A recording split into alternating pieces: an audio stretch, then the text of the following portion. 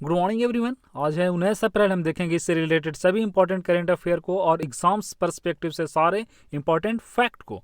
तो इसी के अंतर्गत पहला हमारा प्रश्न है कि मुंबई में भारत के किस सेना के कम से कम 26 कर्मी कोरोना वायरस से संक्रमित पाए गए हैं। तो काफ़ी दुख की बात है और ये सभी भारतीय सशस्त्र बलों में इस बीमारी का अभी तक यह पहला मामला है। अभी हाल ही में 8 जो अन्य जो सशस्त्र बल थे थल सेना के उनमें पाए गए थे, उसमें वहाँ 8 कोरोना वायरस से पॉजिटिव पाए गए थे। लेकिन अभी कहाँ, तो अभी जो हमारी भारतीय नौसेना, ये ड्रेस से भी आप देख सकते हैं, ये नौसेना का ड्रेस है, तो उसमें इतने सारे यानी कि 26 पाए गए हैं। तो ये भारत की स्थिति ये नहीं है। अभी जितने भी नेवी फोर्स हैं, नेवल जो जहाँ की भी देश की है वो काफ़ी प्रभावित है, अमेरिका की, इवन फ्रांस की, तो सारे अभी काफ़ी ज़्यादा प्रभावित हैं। तो अभी भारत में भी ये देखने को मिला है।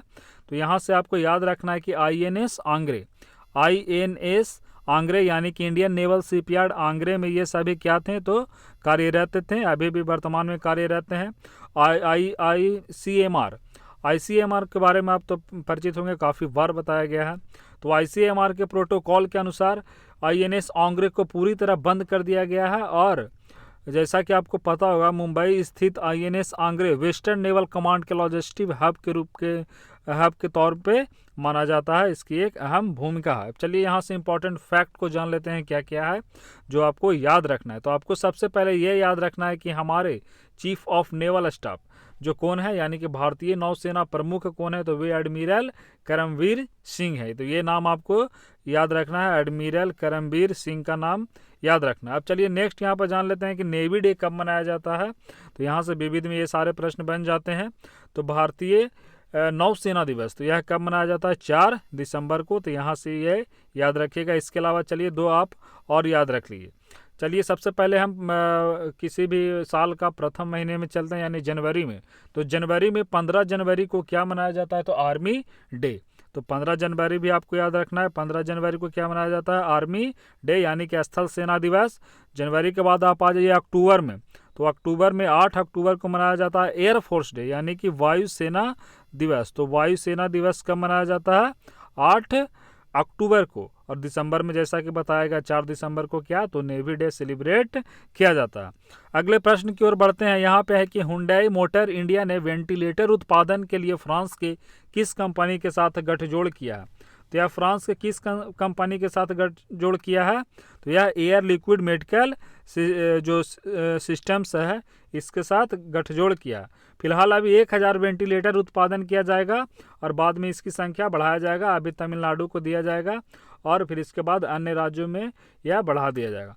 चलिए आगे की ओर बढ़ते हैं। यहाँ पे जान लीजिए, देखिए लिखा गया है कि फ्रांस का यह जो कंपनी है भारतीय अनुषंगी का कारखाना चेन्नई के पास है। तो इसका जो अभी कारखाना है भारत में चेन्नई में स्थापित किए हुए है, जो फ्रांस है। नेक्स्ट है कि counselling of scientific and industrial research की कहाँ स्थित प्रयोगशाला central food technological research institute CFTRI ने कोविड-19 के मरीजों को ध्यान में रखकर उच्च प्रोटीन युक्त बिस्किट बनाए हैं। तो बिस्किट ऐसा बनाया गया जो काफ़ी प्रोटीन युक्त हैं, क्योंकि जो कोरोना वायरस से पीड़ित हैं उनसे जल्द से जल्द उबरने के लिए उनको प्रोटीन की काफ़ी ज़्यादा आवश्यकता होती है। तो ऐसा किसके द्वारा बनाया गया, तो मैसूर स्थित एक प्रयोगशाला के द्वारा यहाँ पे देख सकते हैं बिस्किट बनाया गया है। अगर आम बिस्कुट हम खाते हैं तो उसमें जो कितना होता है, तो आम बिस्किट में 8 से 9% के बीच में क्या होता है, तो प्रोटीन होता है। लेकिन यह जो विशेष बिस्किट बनाया गया है इसमें लगभग 14% के करीब प्रोटीन है। तो यह जो बिस्किट किसके द्वारा बनाया गया है ये आप याद रखिएगा कि यह जो बिस्कुट है नोएडा की एक कंपनी है 7 पिलर्स हॉस्पिटैलिटी, तो उसी के द्वारा बनाया गया है। तो 7 पिलर हॉस्पिटैलिटी के द्वारा। नेक्स्ट है कि पूसा परिशोधन और स्वच्छता सुरंग, जिसको हाल ही में उद्घाटन किया गया, किस शोध संगठन के द्वारा इसे विकसित किया गया है, तो इसे ICAR के द्वारा विकसित किया गया है, यानी कि भारतीय कृषि अनुसंधान संस्थान के द्वारा इसे विकसित किया गया। तो यहाँ पे आपको ये याद रखना है कि इसमें साबुन और पानी के जो डिस्पेंसर का उपयोग करके हाथ धोने की व्यवस्था की गई है। यह जो है स्वच्छता सुरंग जो क्वाटरनरी अमोनियम कंपाउंड यानी कि QAC, आपको ये नाम याद रखना है QAC, तो QAC के अंतर्गत क्या कहा गया कि स्वच्छता सुरंग में क्वाटरनरी अमोनियम कंपाउंड का उपयोग किया जाएगा। तो इसका उपयोग जिसका किया जाएगा ये आपको याद रखना है। अब यहाँ पे देख लेते हैं कि इंडियन एग्रीकल्चर रिसर्च इंस्टीट्यूट, इसकी स्थापना कब हुई है? तो भारतीय कृषि अनुसंधान संस्थान की, तो 1 अप्रैल 1905, ये तिथि आपको याद रखनी है। आगे है कि विश्व विरासत दिवस अथवा विश्व धरोहर दिवस कब मनाया जाता है? जो वर्ल्ड हेरिटेज डे है वह किस तिथि को मनाया जाता है, अर्थात कब मनाया गया? तो यह कल मनाया गया, यानी कि 18 अप्रैल को।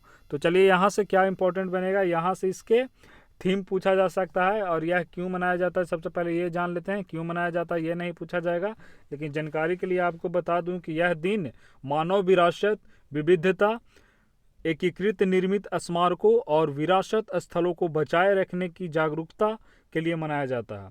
तो हमारे जितने भी धरोहर हैं उसको क्या संरक्षण करने की ज़रूरत है, उसमें गंदगी फैलाने की ज़रूरत नहीं है, उसमें तोड़ने फोड़ने की क्या है, तो शब्द मना है। तो यह किसके अंतर्गत किया जाता है? तो विश्व विरासत दिवस इसी के लिए आयोजित किया जाता है। यह क्या कब किया जाता है? तो 18 अप्रैल को किया जाता है। अब यहाँ पे आपको ये याद रखना है कि इसका थीम क्या है, थीम ही पूछा जाएगा। तो इसका थीम काफ़ी इंपॉर्टेंट है, इसे आप रट जाइएगा। इसका थीम है यहाँ पे देखिए, प्रकाश जावड़ेकर जी ने यहाँ पे ट्वीट किया था, लिखा था कि the theme of the world heritage day 2020 is shared culture, shared heritage and shared responsibility. तो ये तीनों आपको याद रखना है, शेयर्ड लगा हुआ है, कल्चर है, हेरिटेज है और रिस्पॉन्सिबिलिटी है। तो ये बात आपको यहाँ से याद रखनी है। आगे हम बढ़ते हैं, तो यहाँ पे आपको चलिए यूनेस्को के बारे में थोड़ा जान लीजिए। जो यूनेस्को है इसको रिलेट करके यहाँ से याद कर लीजिए। पहला, यूनेस्को का फुल फॉर्म क्या होता है? तो अगर यूनेस्को की पूरी देखें तो यहाँ पे United Nation Educational, Scientific and Cultural Organisation. इसका गठन कब हुआ था? तो गठन आपको याद रखना है कि इसका जो फॉर्मेशन हुआ था 1946 में हुआ था, यानी कि आज से 73 वर्ष पहले। इसका हेडक्वार्टर कहाँ है? तो ये भी आपको याद रखना है, फ्रांस के, अमेरिका सारे जगह का है, तो आप कंफ्यूज नहीं हो जाएगा कि वाशिंगटन DC या कहीं। इसका कहाँ है? Paris, France. चलिए नेक्स्ट हम आगे बढ़ते हैं। आगे बढ़ने से पहले इसका हेड भी जान लीजिए। जो डायरेक्टर जनरल है वह है ऑद्रे ऑजले।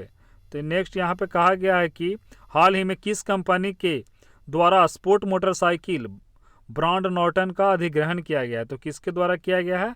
तो TVS के द्वारा इसका अधिग्रहण कर लिया गया। TVS motor company acquire Norton motorcycle for इसका लगभग 153 करोड़, यानी कि 153 करोड़, चाहे तो आप ये राशि भी याद रख सकते हैं। इतना में इसको एक्वायर कर लिया TVS ने नॉर्टन को। नॉर्टन कहाँ की कंपनी है? तो ये ब्रिटेन की मोटरसाइकिल कंपनी है, तो इसको एक्वायर कर लिया। तो ये दोनों आप यहाँ से याद करके रखिएगा कि TVS अब किसका मालिक हो गया है? जो नॉर्टन है उसका अब ऑनर हो गया। तो ये आपको याद रखना।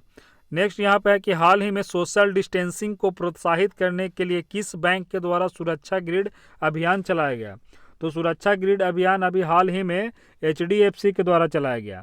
HDFC ने #HDFC बैंक सेफ्टी ग्रिड अभियान चलाया था। इसके अंतर्गत चुनिंदा स्टोर जितने भी अभी खुले हुए हैं एवं अन्य जो संस्थान है वहाँ पर गैदरिंग नहीं करना है, एक जगह भीड़ नहीं लगाना है, ऐसी व्यवस्था की गई है।